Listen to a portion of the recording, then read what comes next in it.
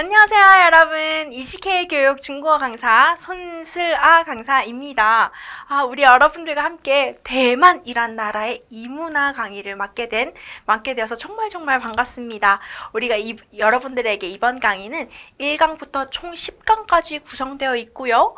대만이란 나라가 어떤 나라인지, 대만에 여행을 가려고 하는데 어떤 것들이 필요한지, 혹은 출장을 가려고 하는데 어떤 것들을 좀 주의해야 되는지, 또 다른 다양한 먹거리들이나 관광할 곳은 어디에 있는지 등등 다양한 대만이라는 나라의 문화들을 알려드리는 강의가 되겠습니다. 그래서 우리 이번에 첫 번째 시간이 되겠는데요. 대만 미리 보기라는 주제로 제가 가지고 왔습니다.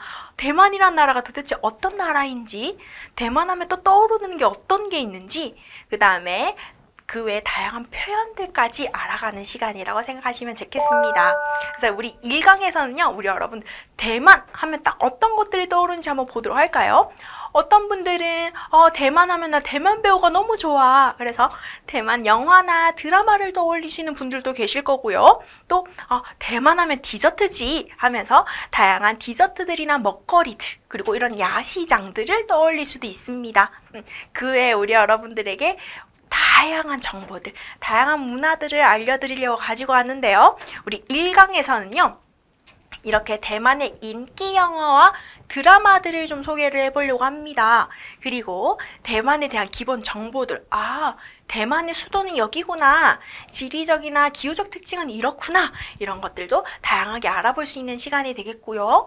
국기와 언어와 문자, 의상, 그리고 다양한 표현, 화폐들까지 알아보는 시간을 가져보도록 할게요. 좋습니다. 우리 이번에 대만의 인기 영화부터 소개를 해보려고 합니다. 첫 번째 제가 가지고 온 영화는 말할 수 없는 비밀이란 영화예요. 不能说的秘密 이렇게 표현하는 영화인데, 내가 이 영화는 몰라도 여러분들에게 피아노 배틀 하면 아마 아실 거예요. 내가 이 영화는 몰라도 피아노 배틀 하면 다들 아시는 분들이 정말 많더라고요. 여기 배우가 저지엘룬, 주걸륜이라는 배우인데, 이 주걸륜이라는 배우가 직접 영화 감독 제작도 하고요. 작가로 참고도 하고요. 그 다음에 직접 출연도 하고, 이러면서 다양하게 이제 다방면으로 인정을 받은 영화 중 하나입니다.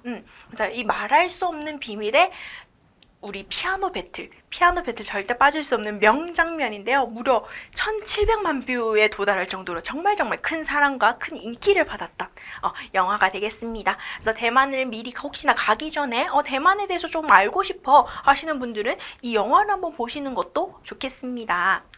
자, 그 다음 우리 여러분들에게 소개해드릴 영화는요, 그 시절 우리가 좋아했던 소녀라는 영화를 한번 소개를 해드리려고 합니다. 이제 한국의 국민 첫사랑 하면 수지가 떠오르듯, 대만의 국민 첫사랑 하면 전옌시라는 이 배우가 떠오릅니다.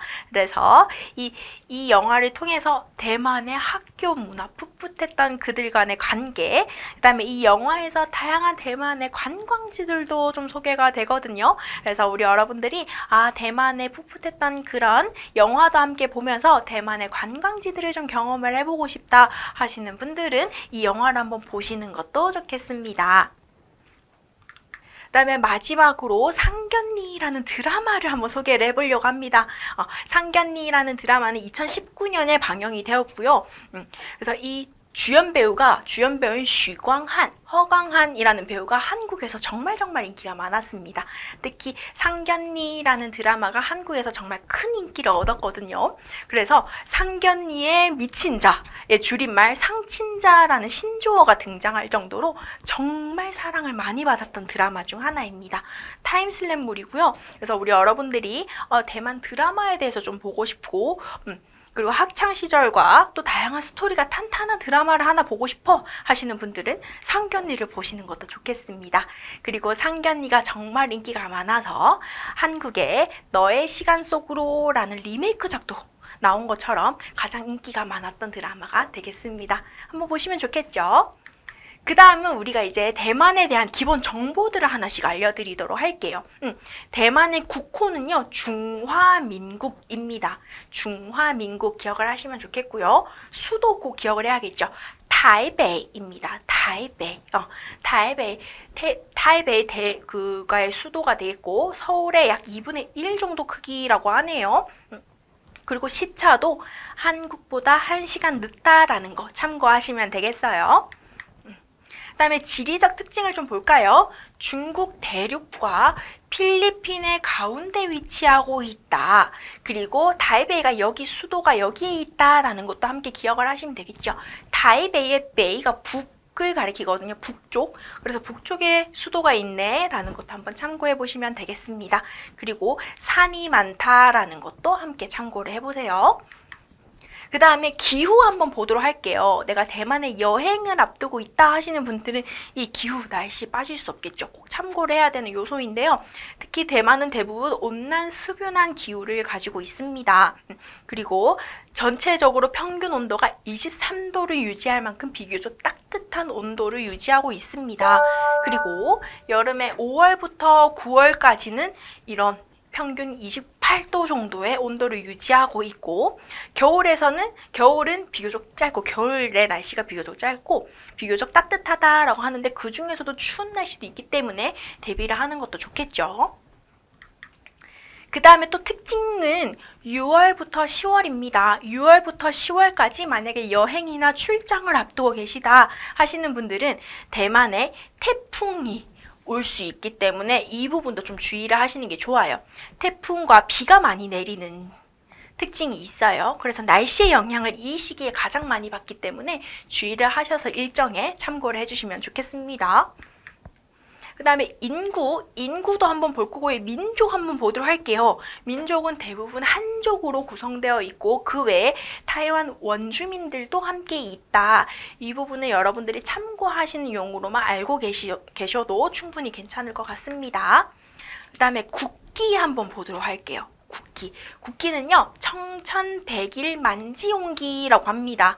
징티엔 청천은요 푸른 하늘, 청명한 하늘을 가리킵니다. 여기에 파란색을 띠는 표현이고요.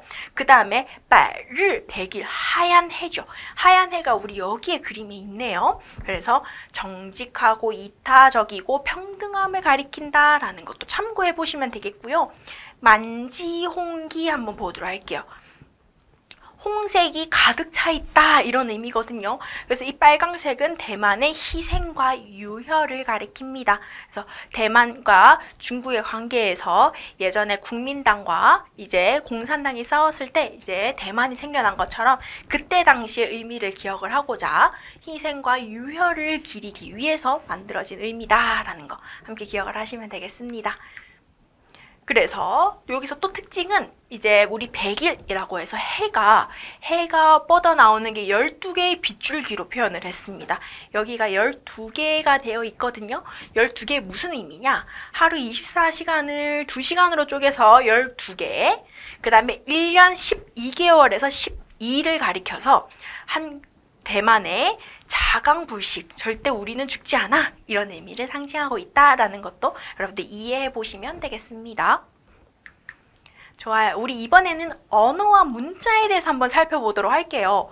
언어는 중국어에서 중문이라는 표현을 자주 쓰고요. 타이완어랑 객거 등등 다양한 민족 언어가 존재합니다. 그리고 차이점은 문자에 좀 차이점이 있겠는데요. 중국에서는 간략하게 쓰이는 간화자 그리고 한어병음, 알파벳으로 구성되어 있는 한어병음을 사용을 합니다. 그리고 대만에서는요. 번체자를 그대로 사용해요. 복잡한 글자체를 의미합니다. 복잡한 글자체를 그대로 유지하고 있고 그 다음에 주음부호라는 걸 사용합니다. 이 주음부호라는 거는 상당히 보기가 어렵기 때문에 또다시 공부해야 되는 필수적인 요건인데 그래서 이번 강의에서는요. 이번 이문화 강의에서는 주음부호를 사용하는 대신 한국어의 발음을 그대로 적어두었으니 우리 여러분들이 비교적 필수 표현을 읽을 때 수월할 것으로 예상됩니다. 그래서 일부분은 참고해 주시면 좋을 것 같고요. 그 다음에 전통 의상을 한번 보도록 할게요. 이 전통 의상은 중국과 일치하는 부분인데요. 여성용은 지퍼 의상을 가지고 있고 남성용은 좀 긴 의상이다 라고 해서 장퍼라고 합니다. 그래서 만주족이 주로 입었던 전통 의상을 대만에서도 이렇게 전통 의상으로 가지고 있다. 그래서 대만에 여행이나 출장을 한번 가셨을 때 전통 의상을 입고 한번 사진을 찍어보는 것도 좋은 경험이 되겠죠.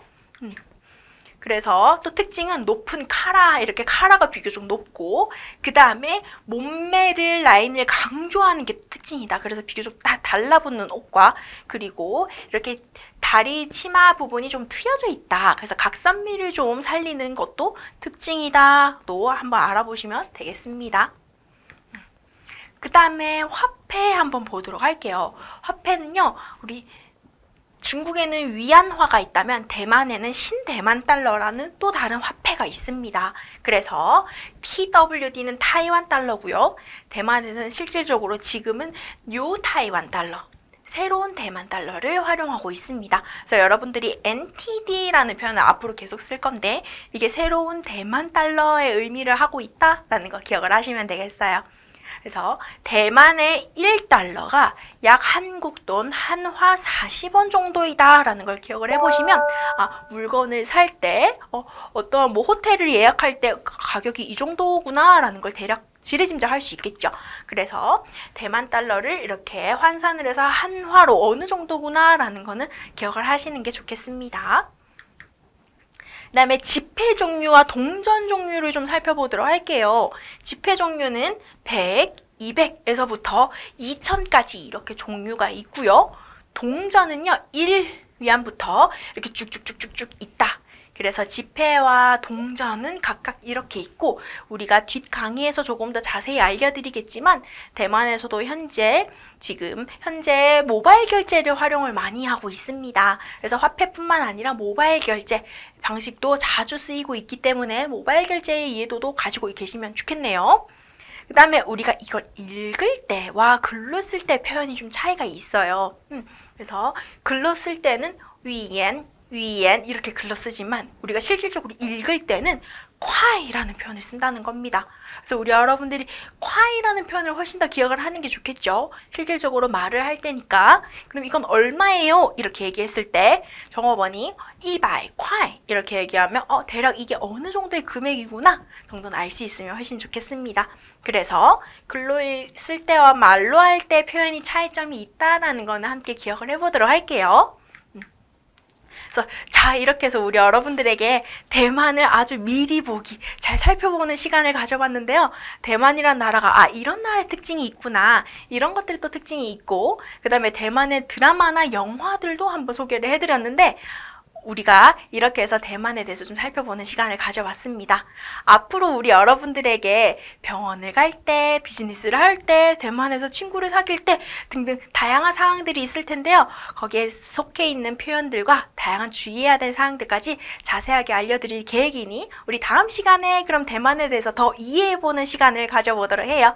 우리 그럼 다음 시간에 계속해서 만나요. 再见!